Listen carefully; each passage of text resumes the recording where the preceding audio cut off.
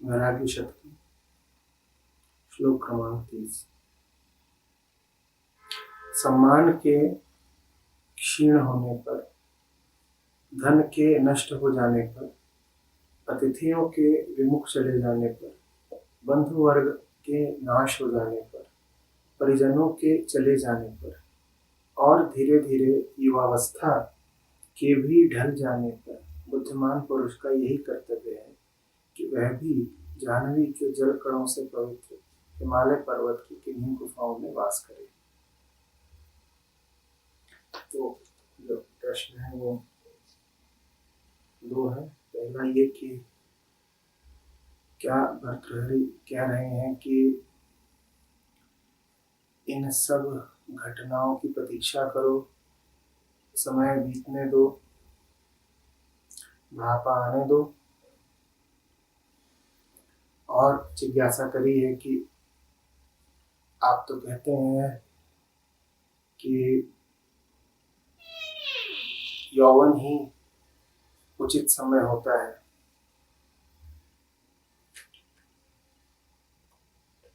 संन्यास्त हो जाने का, अध्यात्म में गहरे बैठ जाने का।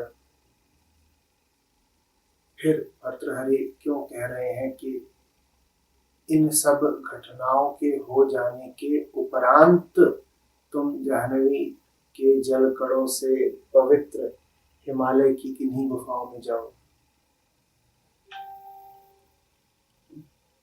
और दूसरा प्रश्न थोड़ा और सूक्ष्म है। वो कहता है कि गुफाओं का कोई सूक्ष्म आशय भी है क्या, बताएं।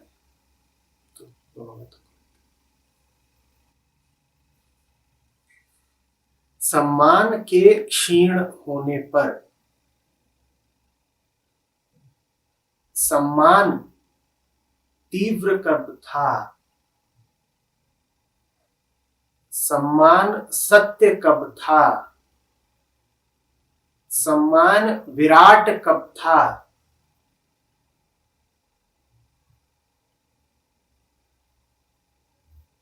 धन के नष्ट हो जाने पर, धन में तत्व कब था, धन सार्थक कब था, धन सत कब था, धन तुम्हारा कब था।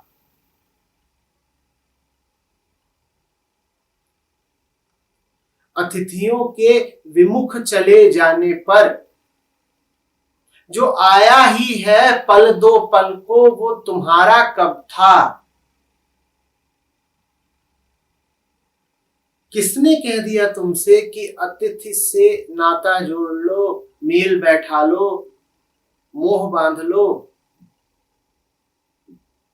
अतिथि तो सदा ही विमुख था। तुम्हें यदि यह लगता रहा कि अतिथि से तुम्हारा कोई गहरा आत्यंतिक नाता है तो तुम जानो। बंधु वर्ग के नाश हो जाने पर तुम्हारा ही नाश हो जाना है। तुमसे किसने कह दिया कि ये बंधु वर्ग विनष्ट नहीं होगा, अमर है जैसे।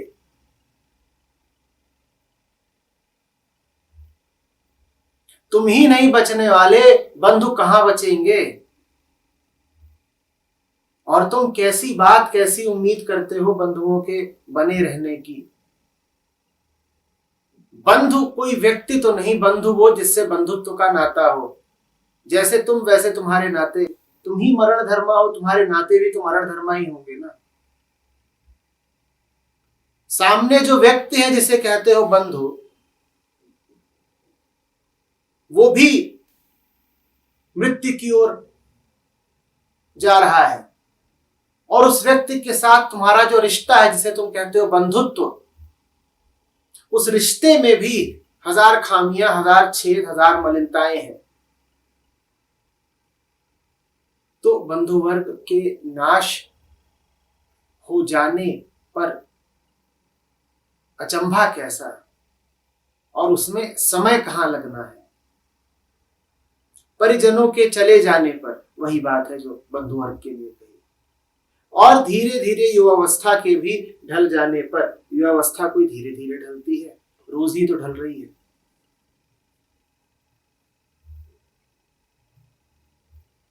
युवावस्था शरीर की कोशिकाओं की स्थिति का नाम नहीं है कि तुम कहो कि अभी चेहरे पर झुर्रियां नहीं पड़ी हैं, बाल काले नहीं हुए हैं और इतने वर्ष मेरी आयु है तो मैं युवा हूं। ये झूठी परिभाषा है। युवावस्था मन की वो स्थिति है जिसमें जगत आकर्षक लगता है,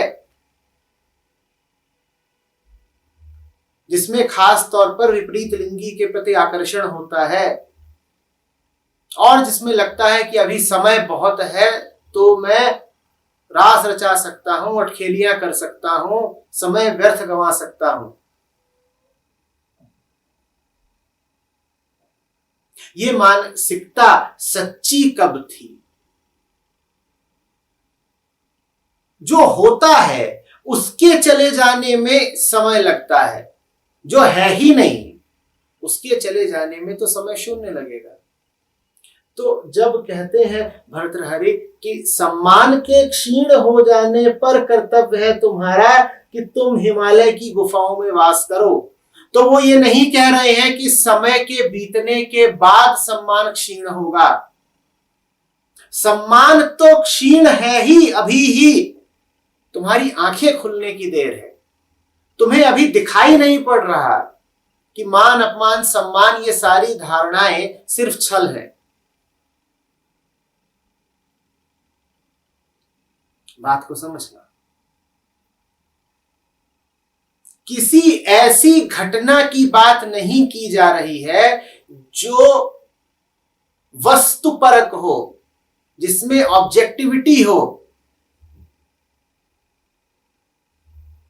तुमसे कहा जाए फल के पकने का इंतजार करो तो तुम्हें 10 दिन इंतजार करना पड़ेगा। तुमसे कहा जाए कि पौधे के वृक्ष बनने का इंतजार करो, तुम्हें 10 वर्ष इंतजार करना पड़ेगा। पर जब तुमसे कहा जाए कि सम्मान के क्षीण होने की प्रतीक्षा करो तो तुम्हें एक पल भी नहीं इंतजार करना है, क्योंकि सम्मान की बुनियाद ही झूठी है, क्षीण है ही वो, दम नहीं उसमें।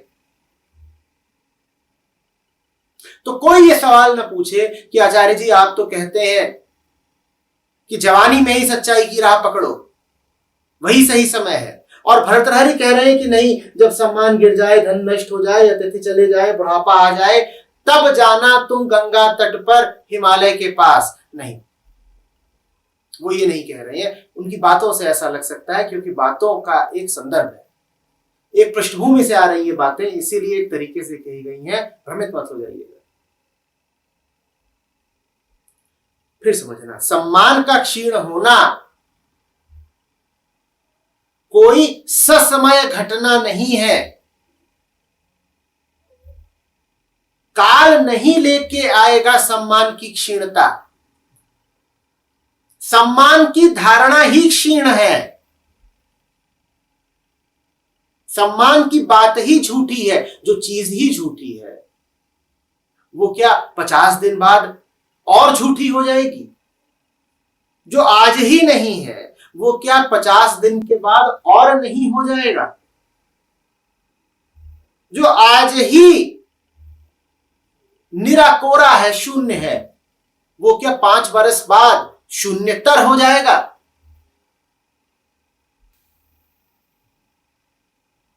जो आज ही नकली है, जिसमें असली का न अंश है न स्पर्श, वो क्या 10 वर्ष बाद और नकली होगा? सम्मान आज ही नहीं है। तो अगर कह रहे हैं भर्तृहरि कि सम्मान के क्षीण हो जाने पर तुम चले जाना गंगा और हिमालय के पास, तो वो तुम्हें कब जाने को कह रहे हैं? वो कह रहे हैं आज ही चले जाओ, धोखा मत खा जाना। इसी तरीके से वो कह रहे हैं धन के नष्ट हो जाने पर। अब आप तर्क कर सकते हो, आप कहोगे कि आचार्य जी आपने कहा कि जैसे पौधे को वृक्ष होने में 10 वर्ष लगता है, वैसे ही धन भी तो एक वस्तु है। यदि किसी के पास करोड़ों रुपए हैं तो करोड़ रुपए से खाली हो जाए, इसमें 10 वर्ष लग सकते हैं।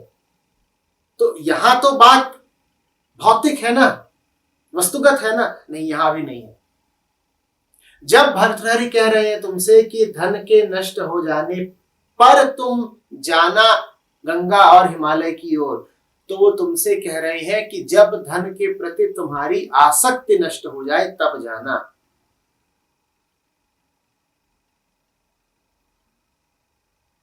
क्योंकि धन जिनका नष्ट भी हो गया, उनकी धन को लेकर के आशा तो नहीं नष्ट होती ना। देखो कभी जुआरियों को खेलते हुए, कभी उनके हाथ में लाख आ जाता है और कभी लाख का उन पे कर्ज आ जाता है। दोनों ही स्थितियों में उन्हें और चाहिए। धन से रिश्ता तो नहीं बदल गया ना। भर्तृहरि कागज के नोट की बात नहीं कर रहे, चांदी और सोने के सिक्कों की बात नहीं कर रहे, वो धन से तुम्हारे रिश्ते की बात कर रहे हैं। वो तुम्हारे मन की अवस्था की बात कर रहे हैं। तुम्हारे मन ने धन से जो नाता जोड़ा है वो उसकी बात कर रहे हैं। वो कह रहे हैं जिस दिन वो नाता टूट जाए, जिस दिन समय तुम्हें सिखा दे कि सोना चांदी और बैंक और नोट एक सीमा तक ही साथ चलने हैं, उस दिन चले जाना हिमालय के पास। वो तुम आज सीख लो तो, वो सबक अगर तुम आज ही सीख लो तो आज ही चले जाओ। जो सबक जितनी जल्दी सीखे उसके लिए उतना अच्छा। और अगर तुम कहो कि नहीं देर से सीखना है, तो मुझे समझा दो कितनी देर से। फिर तो देरी की भी कोई सीमा नहीं है। फिर तो तुम ये भी कह सकते हो कि मृत्यु से एक दिन पूर्व सीखूंगा। फिर तुम ये भी कह सकते हो कि मृत्यु से एक पल सीखूंगा। फिर तुम ये भी कह सकते हो कि ठीक मृत्यु के पल में सीखूंगा। अब ये बता दो कि मृत्यु के पल में सीख लिया तो तुम्हारे किस काम आई ये सीख? अगर उस सीख के साथ जीवन जीना है, अगर उस सीख का कोई व्यवहारिक उपयोग होने देना है, तो आवश्यक है कि वो सीख तुम्हें जितनी जल्दी हो सके उतनी जल्दी मिले। दोनों बातें जाननी है कि धन मन को उपयोगी क्यों लगता है, धन की उपयोगिता कहां तक जाती है वो जानना है, और ये भी जानना है कि वो उपयोगिता कहां जाकर रुक जाती है। और ये बात तुम जितनी जल्दी जानो उतना अच्छा। जितनी देर करते जा रहे हो उतनी अपनी आफत बढ़ाते जा रहे हो।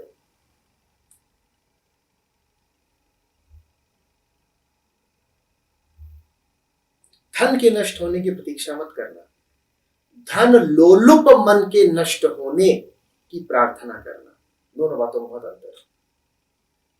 धन तो हो सकता है कि तुम्हें संयोगवश भी आ जाए और मिलता ही रह जाए।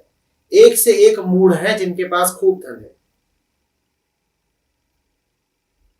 संयोग की बात है, बरस रहा है, किसी को विरासत में मिल गया है, कोई ऐसे व्यापार में बैठ गया है कि जहां अभी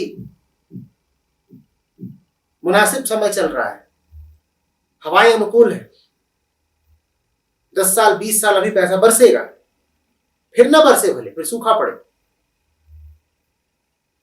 तो उनका तो धन कभी नष्ट ही नहीं होगा, क्योंकि वो ऐसी जगह पर है जहां पे अभी बारिश हो रही है। वो इंतजार भी करते रहे कि धन नष्ट हो, तब हम जाए देवभूमि, तो उनका इंतजार ही बना रहेगा।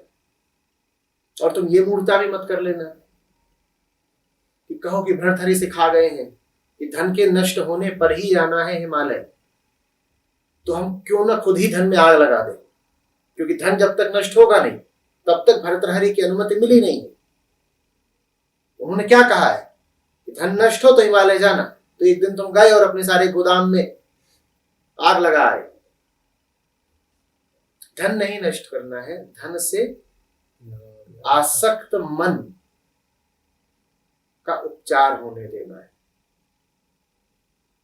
आसक्ति नष्ट होनी है, धन नहीं।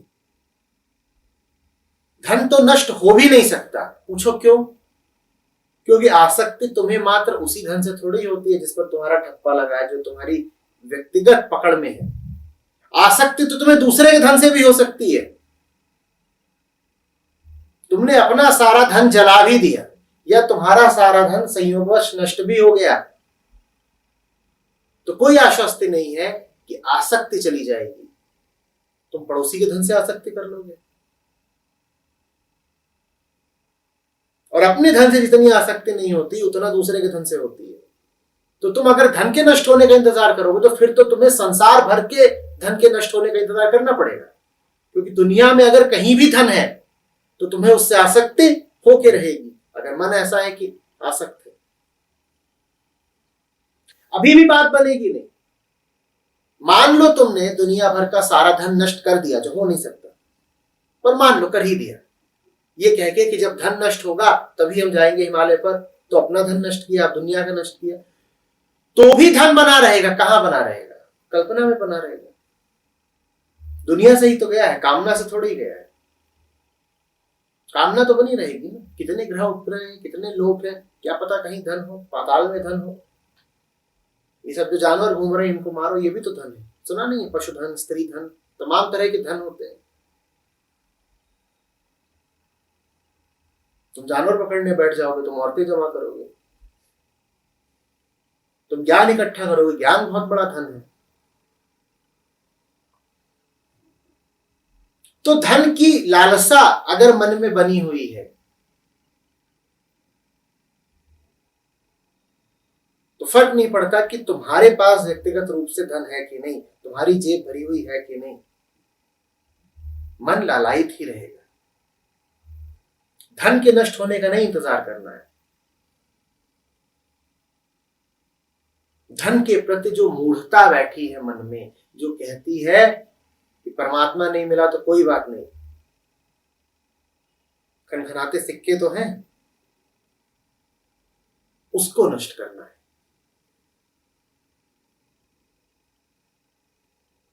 दो तरह के उपयोग होते हैं धन के। एक उपयोग होता है शरीर के लिए और दूसरा उपयोग होता है मन के लिए। एक तीसरा भी होता है, उसकी बाद में बात करूंगा। पहले दो जो प्रचलित उपयोग है उनकी बात करूंगा। शरीर के लिए जो उपयोग होता है वो ठीक है। उस अर्थ में जानवरों को भी धन चाहिए। गाय के लिए घास और भूसा धन है।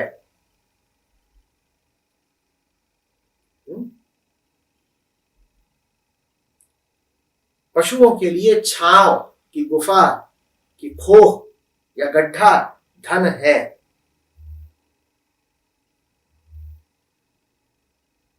उस अर्थ में धन तुम्हें भी चाहिए। जीव पैदा हुए हो, तुम्हारी कुछ आवश्यकताएं हैं, उन्हें तुम्हें पूरा करना है, पूरा करना और गरिमा के साथ पूरा करना है। तो धन चाहिए। ये धन का एक उपयोग है। और धन का दूसरा उपयोग है मानसिक आवश्यकताओं की पूर्ति। शरीर की आवश्यकताएं सीमित होती हैं, सावधिक होती हैं। मन की आवश्यकताएं असीमित होती हैं, अनंत होती हैं और हिंसक होती हैं। तुम्हें बहुत सारा पैसा चाहिए, चाहिए ही चाहिए, और अपने लिए नहीं चाहिए, दुनिया पर राज करने के लिए चाहिए। पैसा अपनी जरूरत मात्र नहीं है मन के लिए। पैसा समाज से, संसार से टक्कर लेने का, दुनिया पर चढ़ बैठने का, पड़ोसी को नीचा दिखाने का माध्यम भी है।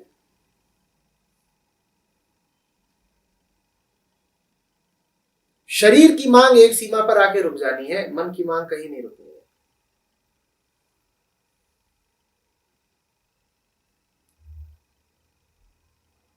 उससे बचो।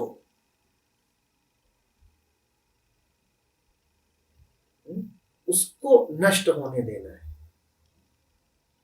तुलना की जो मन की बीमारी है, हिंसा की जो भावना है, संचय की जो वृत्ति है, उसे नष्ट होने देना।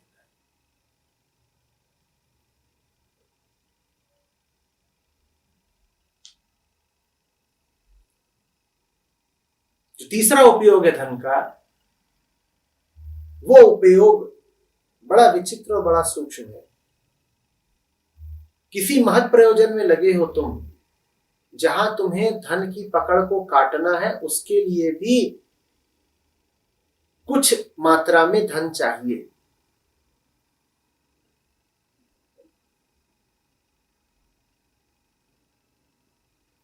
एक भर्तृहरि बैठे हैं हिमालय में, उन्हें भी कुछ धन चाहिए कि वो अपने काव्य का सृजन कर सकें।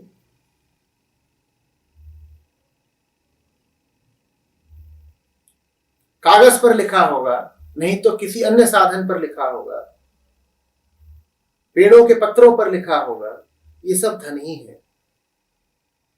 ये सब एक प्रकार के धन है। तो दुनिया को वो धन के विरुद्ध सजग कर सके, इसके लिए भी उनको कुछ तो धन चाहिए। ये धन का उच्चतम उपयोग है।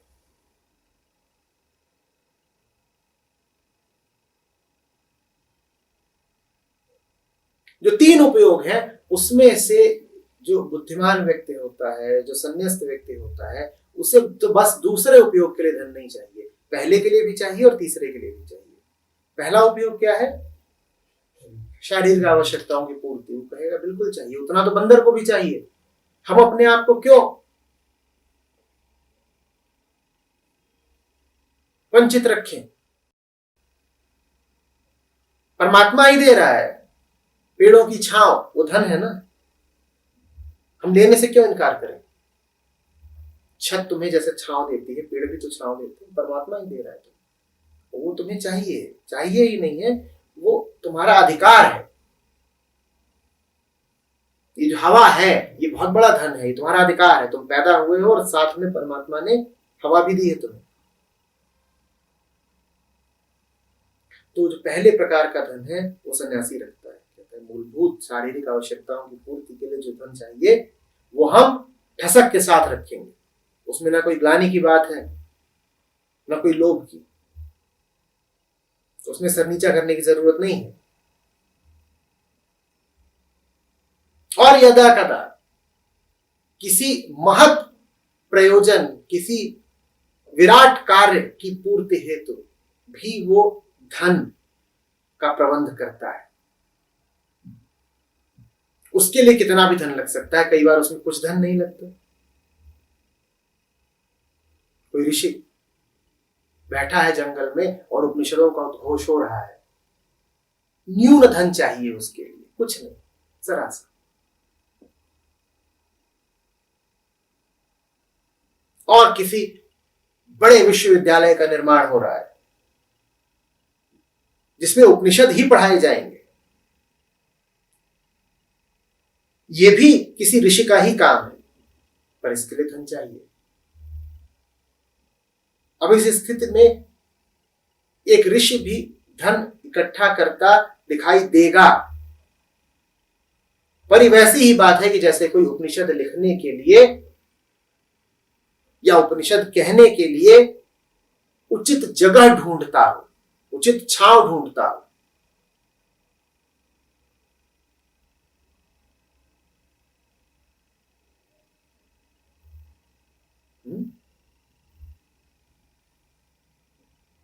जब भर्तृहरि कह रहे हैं धन के नष्ट हो जाने पर, तो तुमसे कह रहे हैं कि धन का जो ये बीच वाला उपयोग है, द्वितीय श्रेणी का उपयोग है।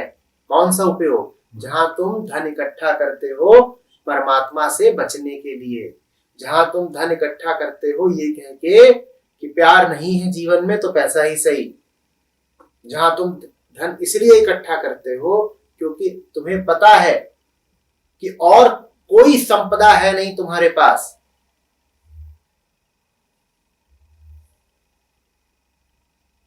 देखना डरा हुआ आदमी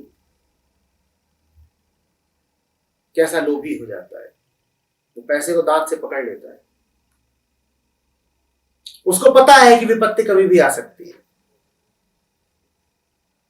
जो अपने आप को जितना आपदाग्रस्त मानेगा वो पैसे को उतना बांध के रखेगा, और जिसका अस्तित्व में और सत्य में जितना विश्वास होगा वो पैसे के प्रति उतना निश्चिंत रहेगा।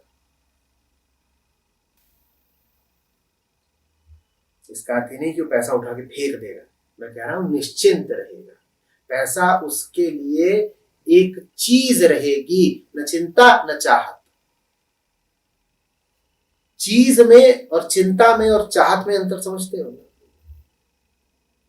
पैसा तुम्हारे लिए चीज भर है तो कोई बात नहीं, पैसा तुम्हारी चाहत बन गया या पैसा तुम्हारी चिंता बन गया तो खेल खत्म।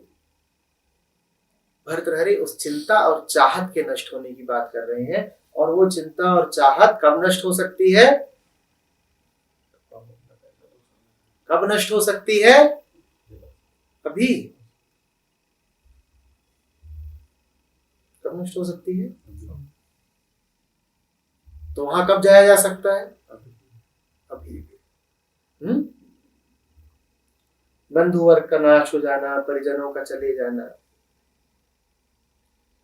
एक छोटी सी घटना चाहिए और तुम्हें दिख जाएगा कि ये बंधु कितने तुम्हारे हैं। जब तक सब ठीक ठाक चल रहा है, स्थितियां सामान्य हैं और नियंत्रण में है, तब तक सब बढ़िया है।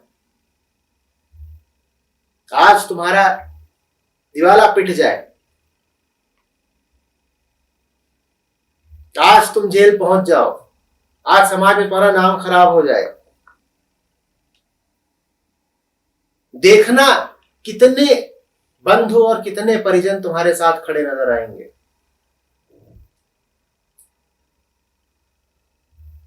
पत्र पत्रिकाओं में छप जाए कि तुम बड़े व्यसनी और जलील और अपराधी आदमी हो। फिर देखना कि कितने बंधु बांधव खुल के तुम्हारे पक्ष में सामने आते हैं या कि ये दावा करते हैं और स्वीकार करते हैं कि तुम उनके भाई हो कि दोस्त हो। और अपराधी घोषित हो जाने से भी बड़ा अपराध है सन्यास। तुम चल दो सत्य की राह पर, फिर देखना कि कितने बंधु बांधव और सहोदर और परिजन और मित्रगण अब तुम्हें अपना कहते हैं।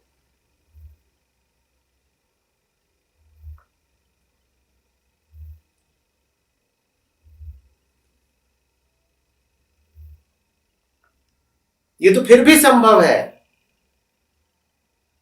कि तुम बदनाम हो जाओ और जेल पहुंच जाओ, तो भी दो चार लोग तुम्हारे नाम लेवा रहे।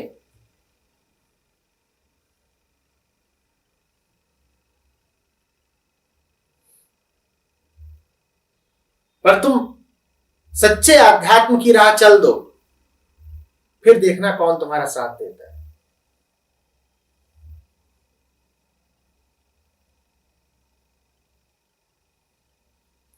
दुनिया की समझदारी की कोई सीमा नहीं।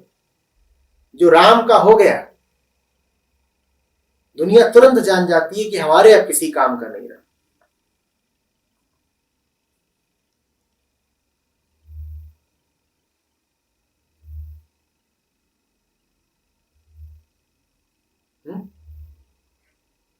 कौन बचेगा तुम्हारे लिए?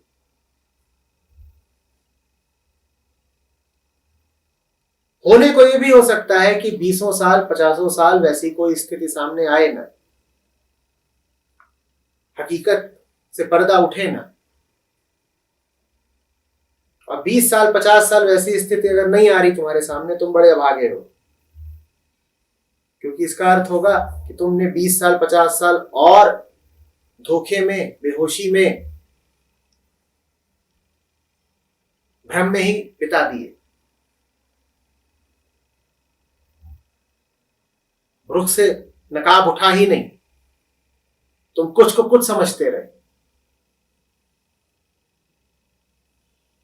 और सौभाग्य होता है उनका जिनकी जिंदगी में ऐसी परिस्थितियां आ जाती हैं जिसमें उनके रिश्तों की परीक्षा हो जाती है। हमारे रिश्तों की तो परीक्षा ही नहीं होने पाती। बीसों साल कोई परीक्षा नहीं होती, क्योंकि स्थितियां करीब करीब सामान्य बनी रहती है। न कोई राज खुलते हैं, न कोई अपरिचित, अप्रत्याशित, अननुमानित घटना घटती है। हमारा तो मध्यम वर्गीय जीवन है, जिसमें कोई बहुत ऊंच नीच कभी होती ही नहीं। सब कुछ सदा सदा चलता है। जब सब कुछ सदा सदा चलता है तो लोगों के चेहरे भी सधे सधे ही नजर आते हैं।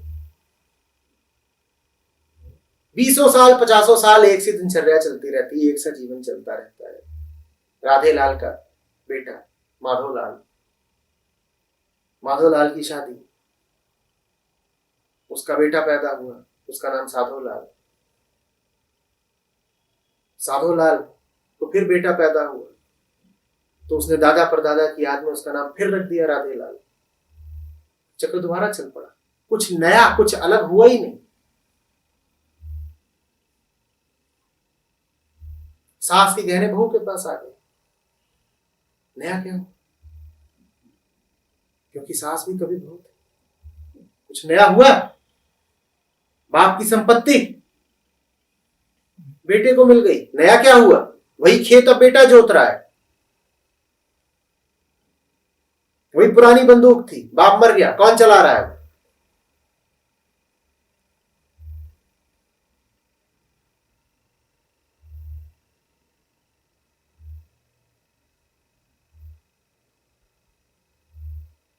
दुकान पर कल तक बैठा करते थे लाला जी, लाला जी गए मर। 16 घंटे बैठते थे, हिले नहीं डुले नहीं, बीमारी हो गई और क्या होगा, मर गए। उसी गद्दी पर उनके मरने के अगले दिन कौन बैठा हुआ है? बालाजी। नया क्या हुआ? जब कुछ नया होता नहीं तो कुछ नया दिखता नहीं, वही पुरानी कहानी बार बार दोहराई जाती रहती है। कोई राज खुलता नहीं, कोई अनोखी नई घटनाएं सामने आती ही नहीं। न लाला जी कभी निकले अपने तयशुदा क्षेत्र से, वृत्त से बाहर, न बालाजी कभी निकलेगा। लाला जी को कभी किसी ने नहीं कहा कि चलो सड़क पे नाचो। कहा गया होता तो उनके व्यक्तित्व के बारे में कुछ पता चलता, न बालाजी से कोई कहेगा। लाला जी ने कभी कोई पहाड़ चढ़ा नहीं, न बालाजी चढ़ेंगे।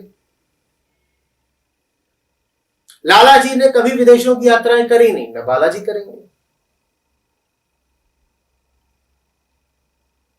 ये सब नई घटनाएं घटे जीवन में तो तुम्हें जीवन के बारे में कुछ पता चले, रिश्तों के बारे में कुछ पता चले, व्यक्तित्व के नए रुख सामने आए। नया कुछ घटता ही नहीं। इसीलिए जानने वालों ने कहा है कि यात्राएं खूब किया करो, नए लोगों से मिलो, अपने बारे में पता चलेगा। अपने आप को कुछ अनुभव तो होने दो। अनुभव तुम होने नहीं देते तो तुम्हें कैसे पता चले कि तुम हो कौन? नए आदमी से बात करने में घबराओगे, नई जगह जाने में घबराओगे, दिनचर्या का बदलाव करने में घबराओगे, तो वैसे ही वैसे चलोगे जैसे सदा से चलते आए हो। तो तुम्हें अपने वही वही चेहरे बस दिखाई देंगे जो सदा से दिखाई देते रहे। वो चेहरे झूठे हैं। कुछ नया होने दो तो तुम्हें पता चले।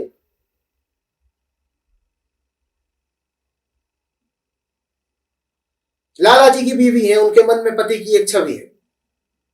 वो छवि वैसी ही बनी रह जाएगी। किसी दिन लाला जी घर आए और पाए कि पत्नी स्कर्ट पहन के घूम रही है, तो पत्नी को पता चले ना कि लाला जी वही लाला जी नहीं है जो उन्हें समझती थी। जिंदगी भर साड़ी में इनके आगे आई तो इनका एक चेहरा देखा, और आज पहली दफे मैंने स्कर्ट पहन ली तो दूसरा ही चेहरा। तुम कुछ नया कभी करती नहीं, इसीलिए तुम्हें अपने पति का दूसरा चेहरा कभी दिखता नहीं। और वो दूसरा चेहरा जानना जरूरी है, क्योंकि वो दूसरा चेहरा भी उसके व्यक्तित्व का बड़ा हिस्सा है। झूठा हिस्सा होगा पर हिस्सा तो है। ऐसे तो हर हिस्सा झूठा है। जो हिस्सा, जो व्यक्तित्व, जो चेहरा दुकान पे दिखाई देता है वो कोई सच्चा है?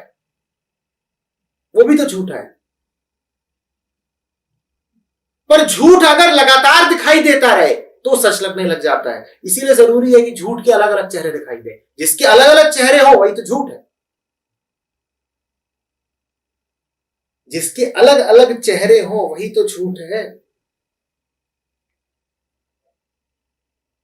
तुम झूठ का भी एक ही चेहरा देखते हो और फिर क्या धारणा बना लेते हो कि ये तो सच है।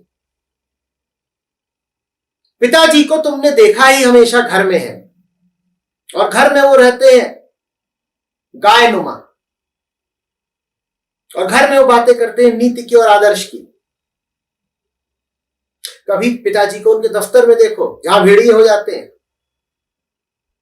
घूस लिए बिना गरीब से गरीब आदमी का एक काम नहीं करेंगे। यहां तो तुमने ये देखा है कि पिताजी दरिया दिल है। तुम जाते हो कहते हो पिताजी 10,000, कहते हैं लो बेटा जेब से गड्डी निकली तुम्हें दे दी। तुम कहते हो ऐसा बाप सबका हो, कितना बड़ा दिल है उसका। तुमने एक ही चेहरा देखा और घर में देखा है। दफ्तर में जाके देखा होता कि 10,000 की गड्डी पहले उनकी जेब में आई कैसे, तो तुम्हें पता चलता कि और भी चेहरे, पर वो चेहरा तुम देखोगे नहीं। कई बार तो ऐसा भी होता है कि तुम जानते हो कि दूसरे चेहरे हैं और तुम जानते हो कि दूसरे चेहरे देखने पर उलझन हो जाएगी, तो तुम जानबूझ के दूसरे चेहरे देखना पसंद नहीं करते। ये सिद्धांत अच्छे से समझ लेना। सत्य नित्य होता है। नित्य माने वो जो बदले ना, और झूठ भी अगर बहुत लंबे समय तक बदला नहीं तो सत्य जैसा लगने लगेगा। जो चेहरा तुमने बहुत बहुत बहुत बार देखा और लगातार देखा वही चेहरा तुम्हें लगेगा जैसे सच्चा है। ये सारे झूठे चेहरे, इनको जरा देखो बदल बदल, फिर पता चलेगा कि रिश्तों में दम कितना है।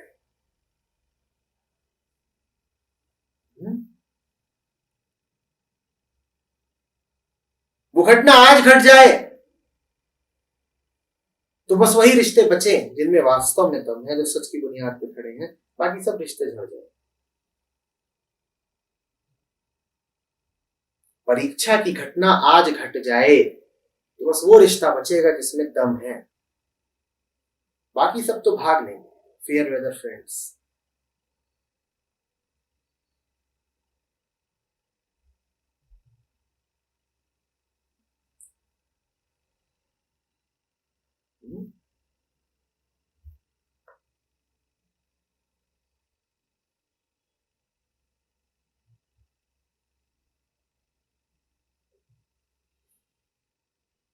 और यह अवस्था के ढल जाने पर बुद्धिमान पुरुष का यही कर्तव्य है कि वो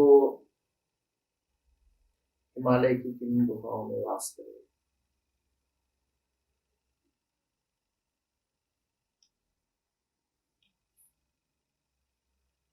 युवा अवस्था कि ढलने का इंतजार मत करने लग जाना। 4 दिन में नहीं ढलती वो, 20 साल लगते हैं। बहुत देर हो जाएगी। युवा अवस्था की जो छवि बना रखी है, जवानी से जो आशाएं पाल रखी हैं, उनको ढलने दो। जवानी को मत ढलने दो। जवानी तो बड़े काम की चीज है।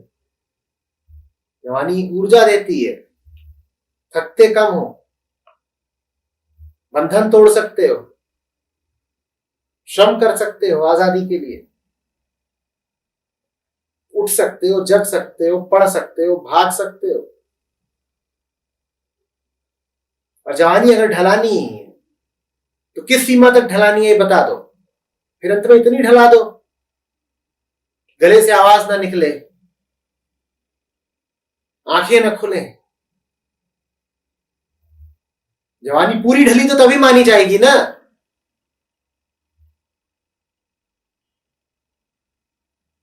हाथ ना उठे,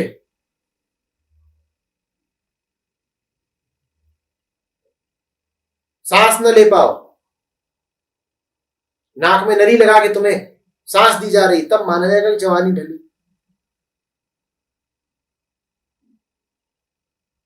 और ये बात ठीक भी है। क्योंकि अपने आप को बूढ़ा कौन मानता है? मर्द और घोड़े न होते बूढ़े, सुना है? कहावत है, अभी तो मैं जवान हूं, 70 के हो जाओ, 80 के हो जाओ, 600 साल के हो जाओ, तो बूढ़े अभी हुए का? फिर तो बूढ़ा होने की अनिवार्य शर्त यही है कि बूढ़े तुम तभी हो जब मुंह से बू भी ना निकले। बोलने चले थे मैं बूढ़ा नहीं हूं, बोले मैं ठीक, अब हो बूढ़े, क्योंकि अब दावा भी नहीं कर पा रहे कि बूढ़े नहीं हो, तो अब बूढ़े माने जाओगे। जिस दिन तक अभी इतनी ताकत है कि मुंह से निकल रहा है मैं बूढ़ा नहीं हूं, उस दिन तक तुम कह सकते हो मैं बूढ़ा नहीं हूं। उस दिन का इंतजार मत करो कि जब बू बू करोगे और बूढ़ा भी नहीं बोल पाओगे।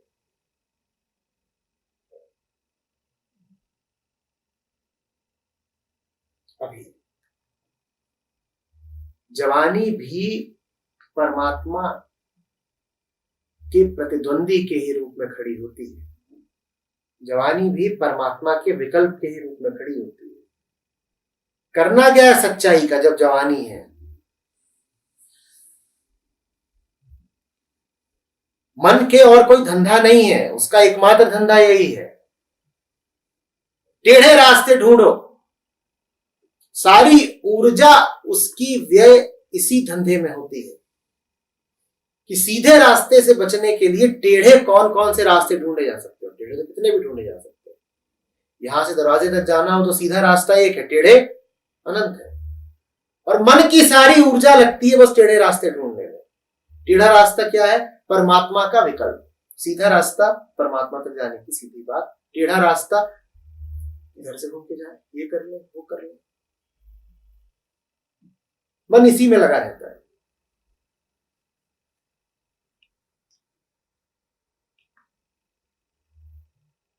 सीधी बात मन नहीं जानता। शांति चाहिए तो ये नहीं कहेगा कि शांति चाहिए, शांति चाहिए तो ये कहेगा किसी का पीछा करें, किसी को पकड़ लें, वासना की पूर्ति करें तो शांति मिलेगी। वो इतनी टेढ़ी चाल चलेगी। मन को परमात्मा चाहिए, वो ये नहीं कहेगा तुम आ जाओ, सीधी बात बच्चे जैसे, तुम आ जाओ। मन कहेगा, मान लो मन ऐसा हो भी गया है जैसे परमात्मा की लौ लग गई, तो मन कहेगा तुम नहीं आए तो हम मर जाएंगे। अभी तुम धमकी दे रहे हो, तुम बाह मरोड़ रहे हो, मर जाओ तुम। पर मन के धंधा ही यही है, सीधी बात नहीं करेगी। सीधी बात करनी होती तो काहे इतना समय और इतनी ऊर्जा लगती? सबसे छोटा रास्ता तो सीधा रास्ता होता है। सबसे कम समय किसमें लगता है? सीधी चाल चलने में। पर फिर समय बीतेगा कैसे? कोई तो उपद्रव चाहिए समय बिताने के लिए ना, तो टेढ़ी चाल चलो, इधर की बात करो उधर की बात करो, सीधी बात मत करो बस।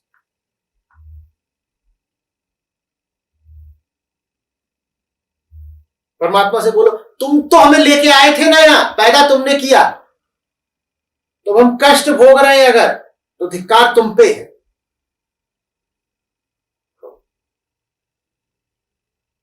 क्या तर्क दिया है? या ये तर्क दे दो कि तुम तो जानते हो कि हम कितने बेवकूफ हैं, उसके बाद भी तुम हमें छोड़े बैठे हो, धिक्कार तुम पे है। तुम तो जानते हो हम कितने बेवकूफ हैं। सीधी बात मत करो। और सीधी बात यह है कि आ जाओ, समझा दो, बता दो,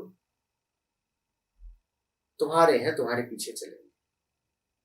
वो बात करने में मन की समाप्ति है।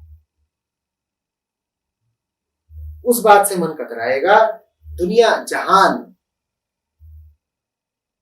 की कहानियां बताएगा, बवाल खड़े करेगा, उपन्यास बताएगा।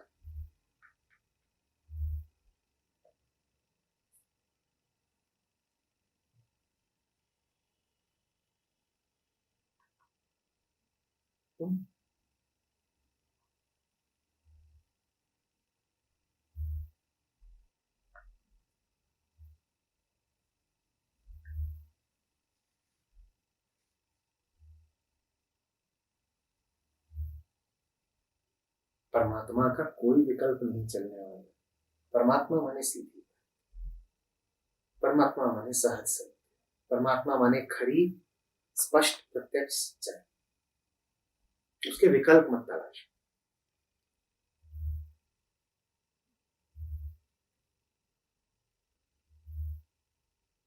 उसके साथ तुम्हारी नहीं चलनी।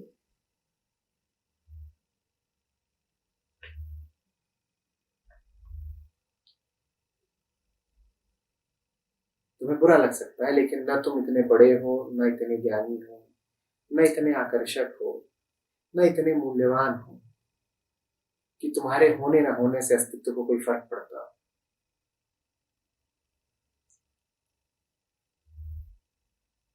तुम जिंदा हो तो परमात्मा की इस जेब में हो, मर गए तो उसकी इस जेब में आ जाओगे।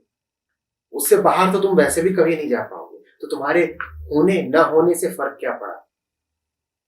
तुम मचाओ शोर खूब। तुम्हारे शोर से अगर किसी को फर्क पड़ रहा है तो बस तुम्हें पड़ रहा है, तुम अपनी शांति खराब कर रहे हो।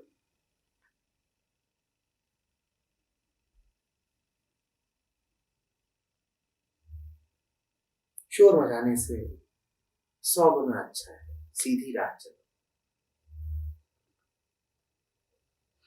न तन को साधन बनाओ, न मन को साधन बनाओ, न यौवन को साधन बनाओ, न मौन को साधन बनाओ।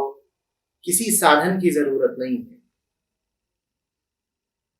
साध्य सामने खड़ा है, साधन का करोगे क्या।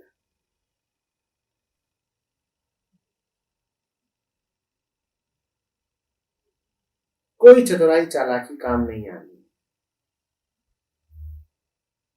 तुम उससे हो, वो तुमसे नहीं है। तुम्हारे चतुर शब्दों से वो धोखा नहीं खा जाएगा। 1000 बार उसने कहा है, कभी संतों के माध्यम से, कभी ग्रंथों के, कि मैं तुम्हारी रग रग से वाकिफ हूं, मैं तुम्हारे खून में बहता हूं।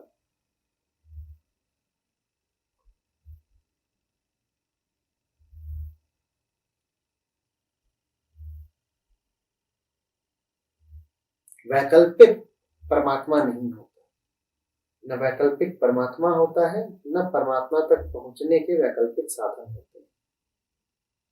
एक है परमात्मा और एक है साधन। वो साधन है सहज समर्पण। सहज समर्पण के अलावा तुम सारी युक्तियां लगाने को तैयार हो।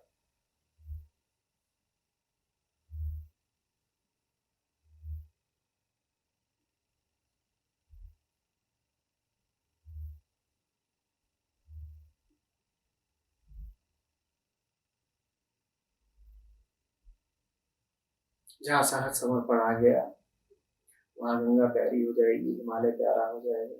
और जितनी बाकी बातें थी जो परमात्मा के मुकाबले में तुमने खड़ी करी, सम्मान और धन और अतिथि और रिश्ते नाते, बंधु वर्ग, विवाहावस्था, इन सारी बातों से तुम्हारा आकर्षण जाता रहेगा, क्योंकि इन सारी बातों से तुम्हारा मोह था ही इसीलिए कि तुम्हें लगता था कि ये सब बातें तुम्हें वो दिलवा देंगी जो उच्चतम है। सम्मान तुम्हें इसलिए थोड़ी चाहिए कि सम्मान बहुत प्यारी चीज है। सम्मान तुम्हें इसलिए चाहिए, तुम्हें लगता है कि सम्मान भगवान के समतुल्य है। धन तुम्हें इसलिए थोड़ी चाहिए कि धन को चाटोगे। धन तुम्हें इसलिए चाहिए क्योंकि तुम्हें लगता है कि धन धन्यता के समतुल्य है।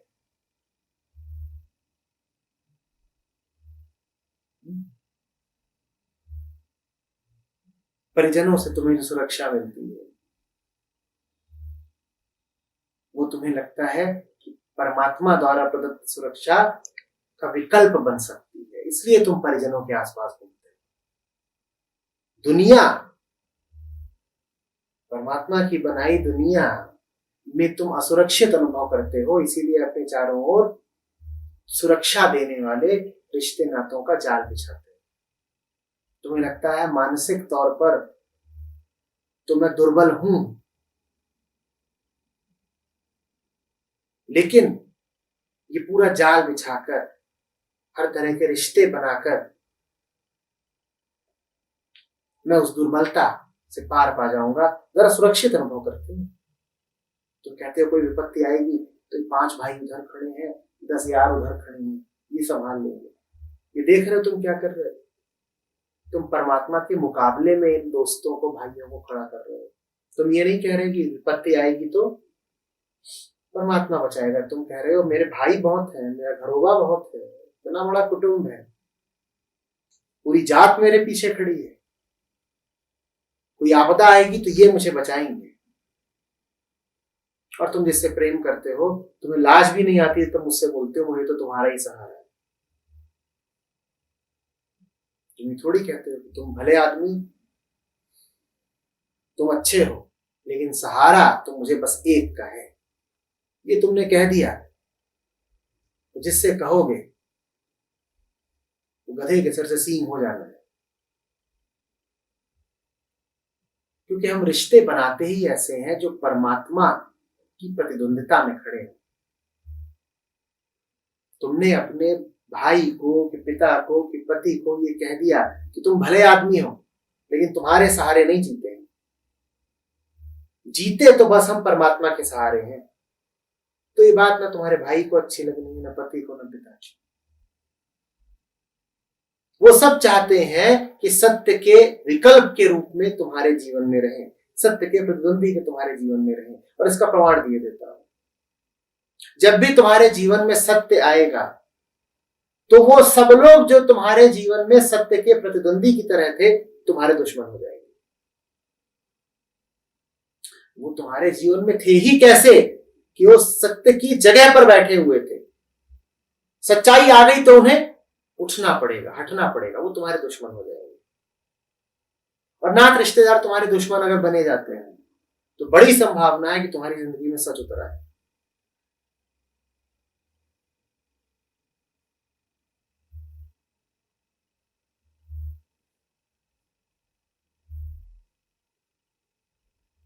आवश्यक नहीं है, उनके पीछे डंडा लेके मत दौड़ना। ये सब से दुश्मनी कर लूं तो पक्का हो जाएगा कि जिंदगी में सच उतर आएगा, ये नहीं कहा जा रहा है।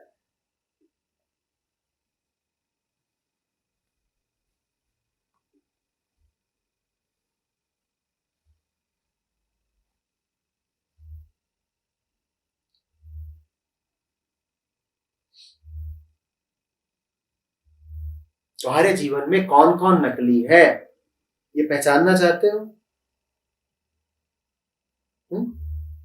जो मिले उसी से सच की बात करो, राम की बात करो। जितने नकली होंगे वो भग जाएंगे। वो आए, तुमने राम का नाम लिया नहीं कि छू मंतर, और जहां वो छू मंतर हो तहां समझ जाना कि एक और नकली निकला। जो असली होगा उसका हृदय गदगद हो जाएगा जब तुम राम का नाम लोगे।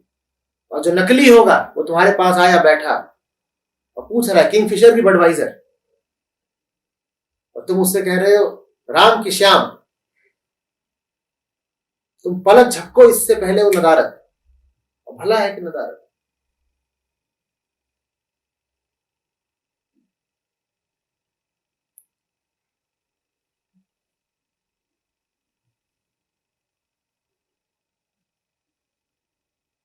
ये प्रयोग है, यही कसौटी है, इसको आजमाते रहना हमेशा।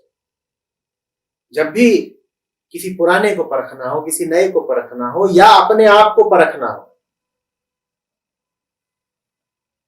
राम का नाम लो, देखो क्या होता है। कितनी बार होगा कि तुम ही बर्दाश्त नहीं करोगे कि तुम्हारे सामने राम का नाम लिया जाए। तुम्हारा उत्तेजना का क्षण है, क्रोध का क्षण है, या तुम किसी मामले में उलझे हुए हो, मन किसी चीज में उलझा है, तभी तुम्हारे सामने कबीर गा दिए जाए और तुम कहोगे हट कबीर, हटाओ सामने से, अभी कुछ और है जो जरूरी है।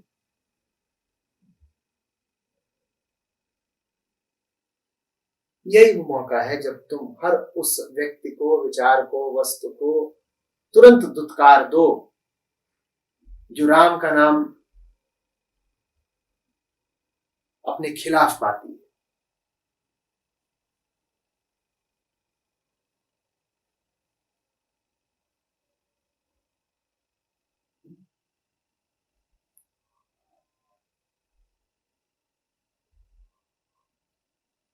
स्पष्ट है देवेश, आपने भी पूछा था। यहाँ पे दुष्कांड का क्या चंद्र से मतलब साथ में भी चलना है मतलब, और वैसे लिटरली तो नहीं बताया सकता मतलब उसका प्रैक्टिकली क्या मतलब है।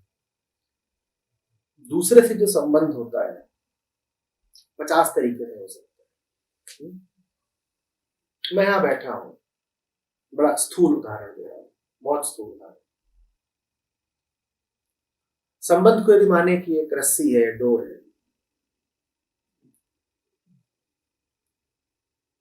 तो आप हैं और इधर अंशु है।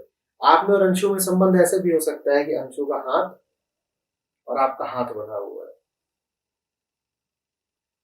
संबंध ये भी हो सकता है कि उसकी नाक और आपकी नाक बंधी हुई है।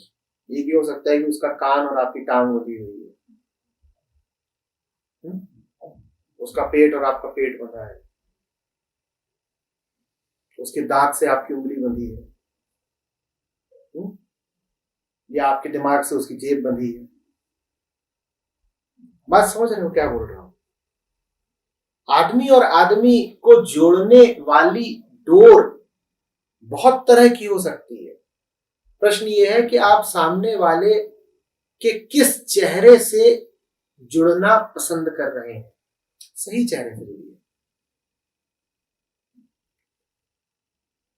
आत्मा इधर भी है, आत्मा उधर भी है, हर तरफ है, एक भी है, अनंत भी है, अखंड है वो, लेकिन हर खंड उसका है। क्यों ना आत्मा आत्मा से जुड़े? कहिए, स्त्री और पुरुष का एक रिश्ता ये भी हो सकता है।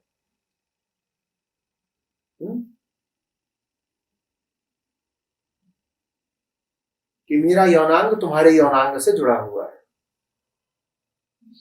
और 90% रिश्ते ऐसे ही होते हैं।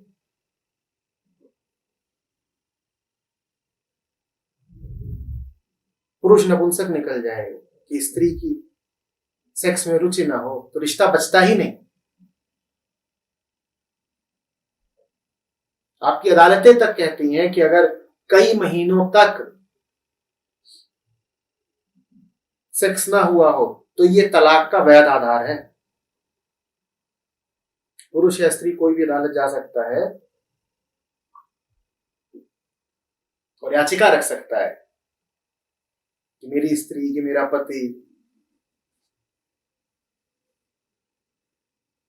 मुझे यौन सुख नहीं देता। तो अदालत कहेगी ठीक बात।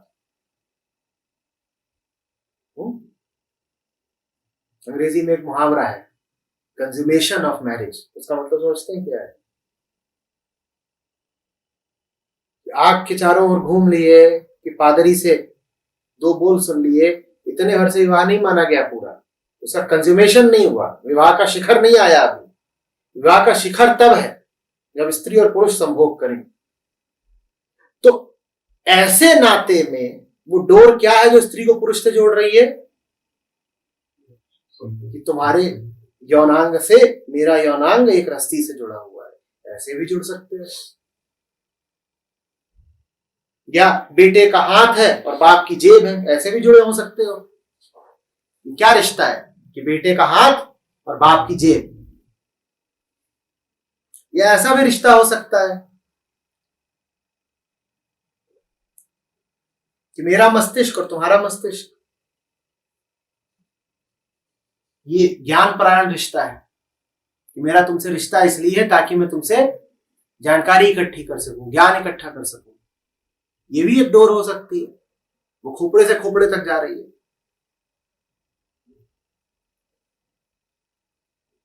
तो हम क्या बात कर रहे हैं? हम कह रहे हैं कि बड़े सतर्क रहो कि किस डोर से दूसरे से जुड़े हो। दूसरा बहुत कुछ है, दूसरे के अनंत चेहरे हैं। उन चेहरों में किस चेहरे से जुड़ना है ये देख लेना। मैं कह रहा हूं दूसरे के अनंत चेहरों में किसी चेहरे से ना जुड़ो, उसकी अनंतता से जुड़ो। उसकी अनंतता का नाम है आत्मा।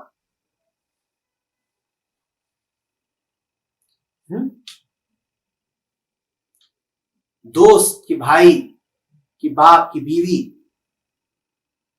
इनको त्यागना बड़ी साधारण बात है।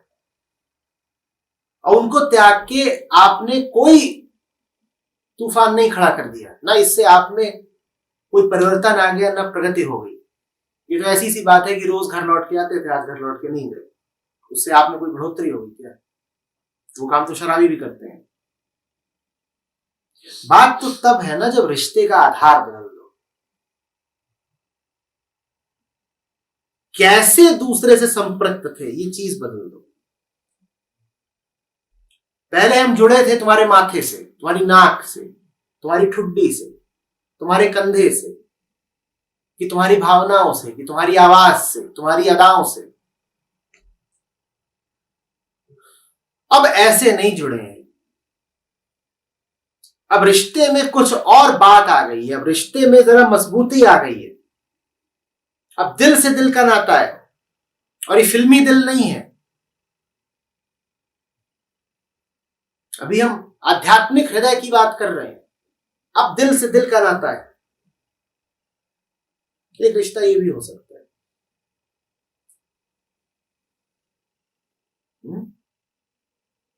तो देखिए कि कौन जुड़ा है और किससे जुड़ा है, और कुछ नहीं देखना है। सत्य से जुड़िए। सत्य उधर भी है, सत्य इधर भी है। जिससे भी जुड़िए, सत्य से जुड़िए।